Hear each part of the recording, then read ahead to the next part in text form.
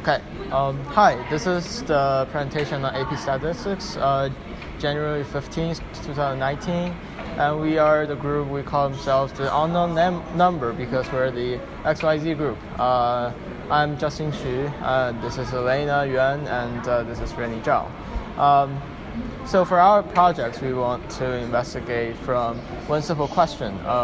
Since many students in our school like to have coffee at Starbucks, some even multiple times a week, we want to know how long it takes for one coffee to deliver from the time when the order is taken.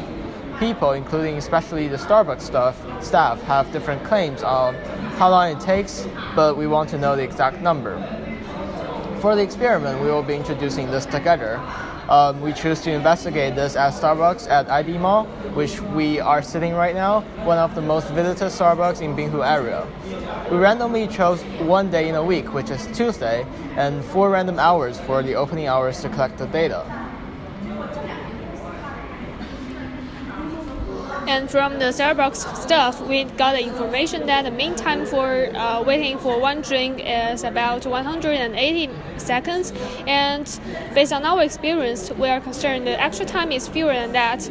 So we do this experiment and we use the camera to record some customers' waiting conditions, and we also use the timer to record each individual's waiting time in our chosen period.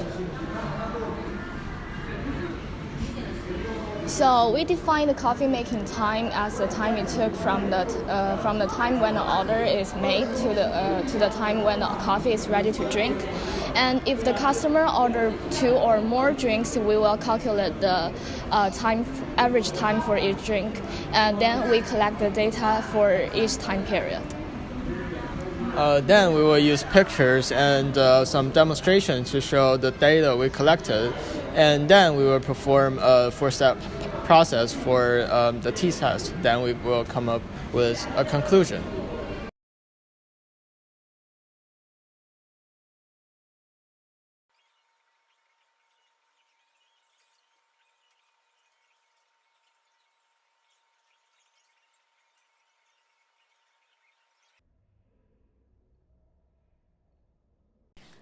For this experiment, we choose to investigate the time that customers wait for their drinks or snacks in Starbucks in ID Mall, which is one of the most visited Starbucks in Binghu area. And we randomly selected a day in a week, which is Tuesday, and we randomly choose 4 time periods from that day. From the opening hour of Starbucks, which is 11 to 12 in the morning, 1 to 2, and 4 to 5, and 6 to 7 in the afternoon. And as we have already mentioned, we define the time for coffee making as the time it took from the order is made and to the time which the coffee is ready to drink.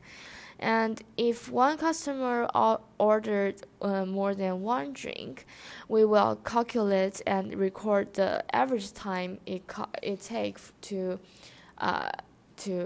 make each one of the drinks.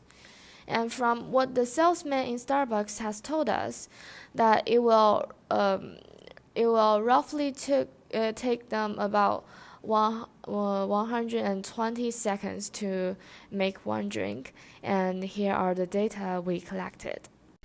Well, we record this data in seconds, and from the data we can tell that there's not many customers in Starbucks in the morning on Tuesday, and more people will come in the afternoon or later in that day.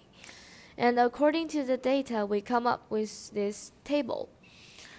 This table tells us the minimum value, maximum value, Q1, Q3, IQR, mean, and standard deviation for these 4 time periods. And we can see that Starbucks can make the drinks faster in the morning, especially when fewer customers come. And in the afternoon, when more people ordered, they will be slower. And from 11 to 12 o'clock in the morning, there was the least amount of customers, and Starbucks can make almost every drink in 120 seconds. While in the afternoon, especially the time period from 1 to 2 and 6 to 7 p.m., there will be more people, and it will take the salesman in Starbucks to more than 120 seconds to make almost every drink. And from this data and table, we can make graphs for each of the 4 time periods. And these graphs can show the waiting time more obviously. And it can also show the differences between the actual waiting time and the claim of the salesman in Starbucks. Also, we don't use mean here to show the average waiting time, because mean is usually affected by the extreme values. So here we use median to show the average situation, because the median can be used when distribution is skewed, and the median is not easily affected much by outliers.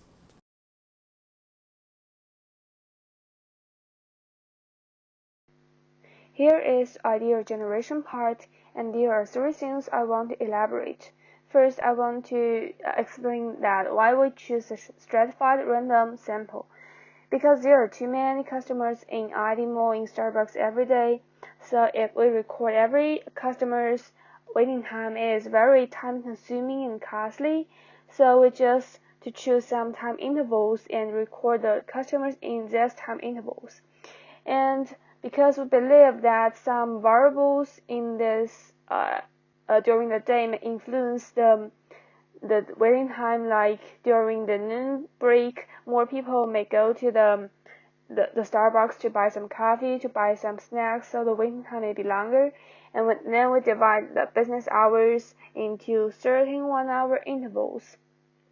And we believe that during each intervals, the waiting time for every customer is very similar, and the waiting time in the 13 intervals may vary from 1 to 1, and we randomly choose 4 of them. That is the 11 o'clock a.m. to 12 o'clock p.m., the 1 o'clock p.m. to 2 o'clock p.m., 4 o'clock p.m. to 5 o'clock p.m., and 6 o'clock p.m. to 7 o'clock p.m. And second, we got a claim that from the Starbucks that the mean waiting time in the Starbucks is 3 minutes, which is 118 seconds. But based on our experience, we think that the actual waiting time is less than that. So we record the necessary data and calculate the mean, median, standard deviation, and other properties of this sample. And then we use a t-test to test the known hypothesis and alternative hypothesis of the population mean.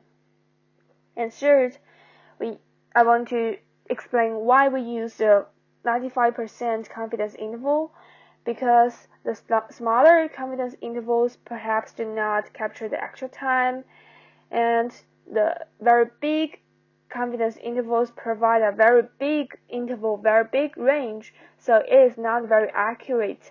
So the 95% confidence interval is the best choice for us. To do the significance test, we have 4 steps: state, plan, do, and conclude. In the state part, we need to identify the question we want to solve. We want to estimate the true mean waiting time in Starbucks in ID Mall on Tuesday during winter holiday. So we need to check the 3 conditions to do the significance test: random, 10%, normal or large sample. And through our calculations and checking, we found that all 3 conditions are satisfied. So in the do part, we use a formula for one sample t-interval to calculate the confidence interval. And finally, we are 95% confident that the interval from 117.129 to 121.871 captures the true mean waiting time on this day. From the 4-step process, we got the interval from 117.129 to 121.871 seconds, and since the whole interval is less than 118 seconds, so we have very strong evidence to show that the alternative hypothesis is correct and the known hypothesis is wrong. So that is a good news for our customers. We have the advantages and disadvantages. There are some main advantages that we use very objective data, we use random methods in our experiment, and also we use the precise technology. But there are also some very big disadvantages, that is, we use the stratified random sample. So here are some individuals in the sample we do not consider.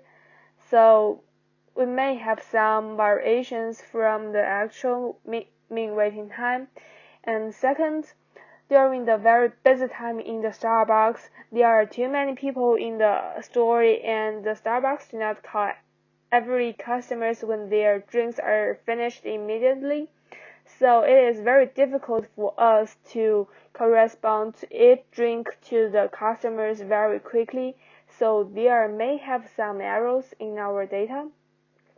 And there are also one aspect that we can get improved. That is, we do not consider some customers who buy the drinks online with their mobile phones. So to do that, we need more resources and more advanced technology. So here we need more things.